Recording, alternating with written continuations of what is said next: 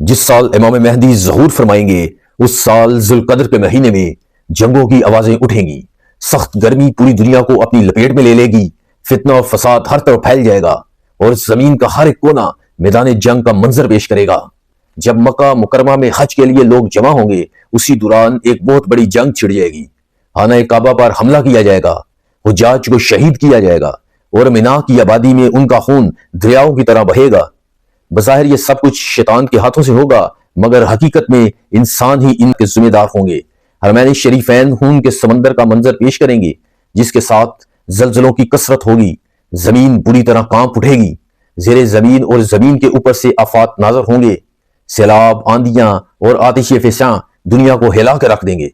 جب یوں محسوس ہوگا کہ دنیا اپنے آخری سانسیں لے رہی ہے تب ظہور ہوگا خلیفۃ اللہ امام مہدی علیہ السلام کا۔ بعض علماء السلام کا کہنا ہے کہ وہ ایام قریب آ چکے ہیں، بلکہ کچھ بڑیاں نشانیاں بھی ظاہر ہو چکی ہیں، مگر سوال یہ ہے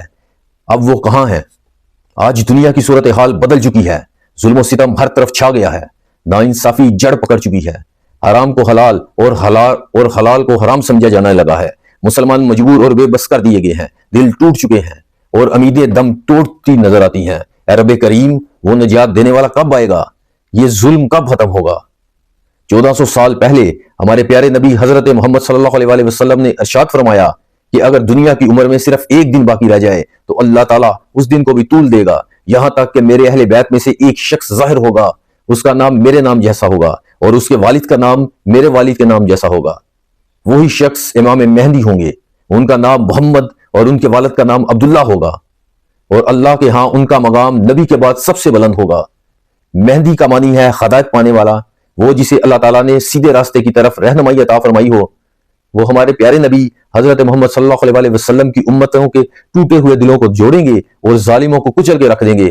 اسی لیے اسے جابر بھی کہا جاتا ہے، یعنی زخموں کو بھرنے والے۔ وہ حضرت فاطمہ الزہرا رضی اللہ تعالیٰ عنہ کی نسل سے ہوں گے جو ہمارے نبی صلی اللہ علیہ وسلم کی محبوب بیٹی ہیں، ایک نیک اور معزز خاندان سے تعلق رکھتے ہوں گے، والد کی نسل سے حضرت حسن علیہ السلام کی اولاد سے اور والدہ کی طرف سے حضرت حسین رضی اللہ تعالیٰ عنہ کی نسل سے ہوں گے، گویا دو مبارک سلسلے ان کی ذات پہ آ کے ملیں گے۔ ہمارے نبی صلی اللہ علیہ وسلم نے بشارت دی کہ ایک وقت ایسا آئے گا کہ جب مہندی کی محبت دلوں میں گھر کر جائے گی اور ہر زبان پہ ان کا ذکر ہوگا، اور شاید وہ دور قریب آ چکا ہے۔ مہندی کی ولادت مدینہ منورہ میں ہوگی جو ہمارے نبی کا مبارک شہر ہے، پھر وہ بیت المقدس کی خدمت کریں گے اور یروشلم کو دوبارہ زندہ کر دیں گے، لیکن جب وہ مدینے سے رخصت ہوں گے تو شہر ویران ہو جائے گا، قحط نازل ہوگا، یوں محسوس ہوگا جیسے یہ شہر ان کی روشنی کھو کر رو رہا ہو،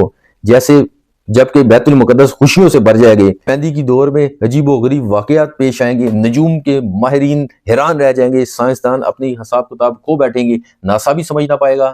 کیونکہ اللہ تعالیٰ کائنات کے قوانین میں تبدیلی فرما دیں گے۔ آسمان و زمین کی تحلیق کے بعد کبھی ایسا نہیں ہوا کہ ایک ہی مہینے میں چاند اور سورج دونوں کو گہرنے لگا ہو،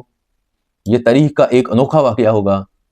ایک اور روایت میں آتا ہے کہ ماہ رمضان میں چاند کو 2 مرتبہ گہرنے لگے گا۔ سائنسدان اس پر یقین نہیں کریں گے اور کہیں گے کہ یہ ناممکن ہے، مگر اللہ ہر چیز پر قادر ہے۔ ہمارے نبی صلی اللہ علیہ وسلم نے یہ بھی فرمایا تھا کہ مہندی اس وقت ظہور نہیں کریں گے